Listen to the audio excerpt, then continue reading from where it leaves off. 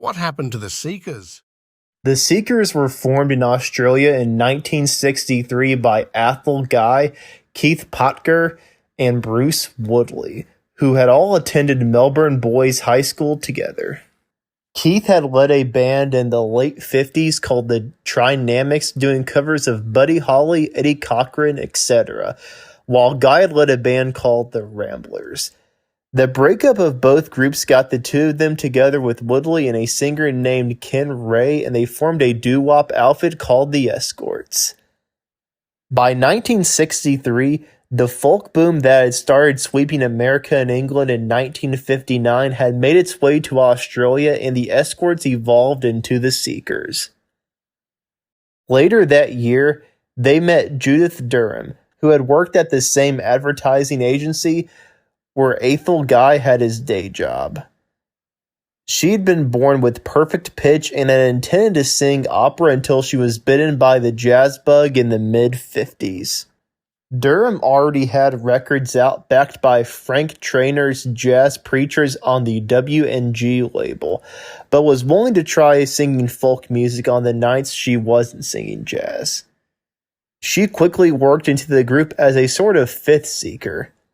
Ray was gone in short order as Durham took his place as lead singer, and her membership in the Seekers got them a recording contract with W&G.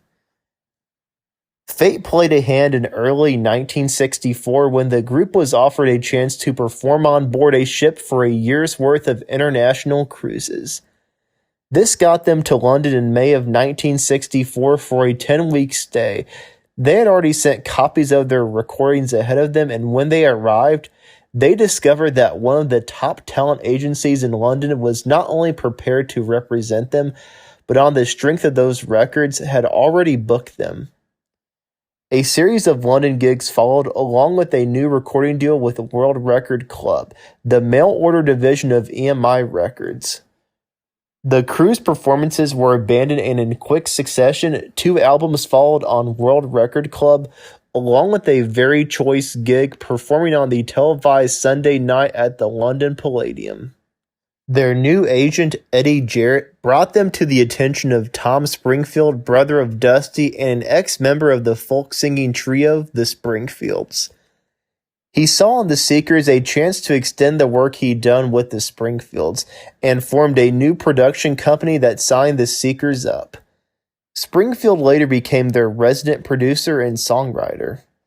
The group directly signed to EMI's prestigious Columbia Records imprint, which had no relation to the Columbia label in America, and their first single, I'll Never Find Another You, written by Springfield, went to number 1 in England and number 4 in America. A World of Our Own got to number 3 in England and number 19 in America, and their third, The Carnival Is Over, became their biggest selling single in England, moving over 93,000 copies in a single day and reaching the top spot on the charts, although it never charted in America.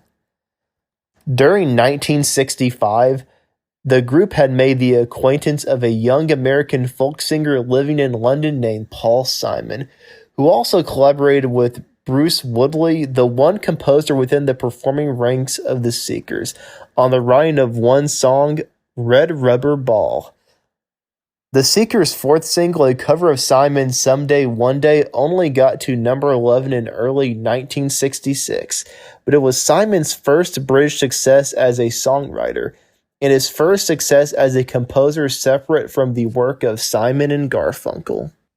The group's sound was based on folk music, but had the polish and some of the flash of folk rock.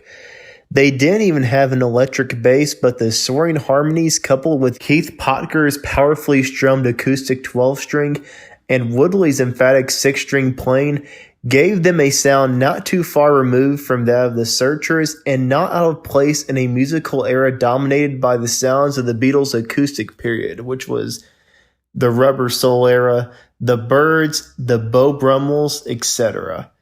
Their albums, which included covers of contemporary folk compositions as well as new arrangements of traditional songs, were somewhat more uneven and didn't sell as well.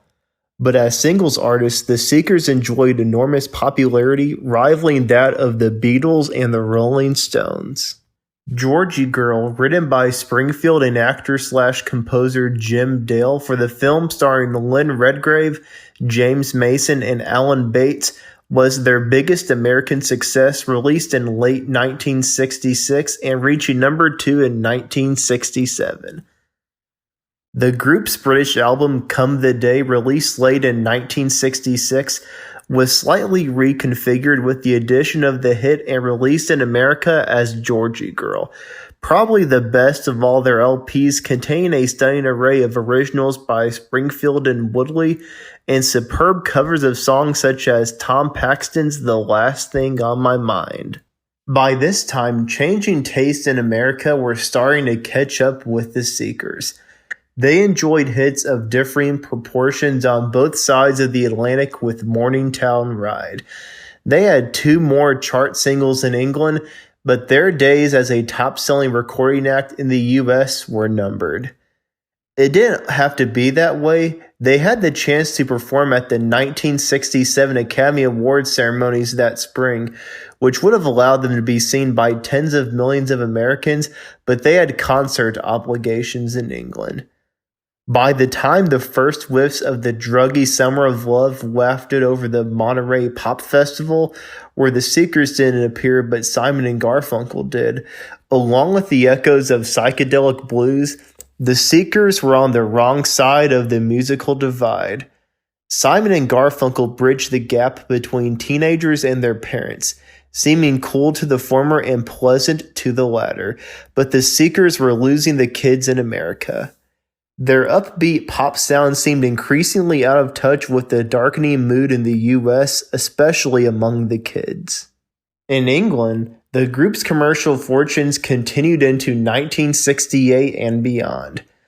Their 1968 concert album Live at the Talk of the Town, which showed them less a folk group than a pop outfit, got to number 2 and became their best-selling British album to date. The Best of the Seekers followed and reached number 1 in 1969. By that time, Judith Durham had decided to leave and the group officially disbanded in early 1969 following a farewell concert that was broadcast on British television. As it turned out, the Seekers didn't quite vanish. Keith Potger organized and managed a group called the New Seekers, with an entirely new membership who cultivated the same audience that brought his old outfit to the top of the charts at the end of the 60s. They were more reminiscent of groups such as the Serendipity Singers or the latter-day New Christy Minstrels. They were far more of a pop outfit than a folk group.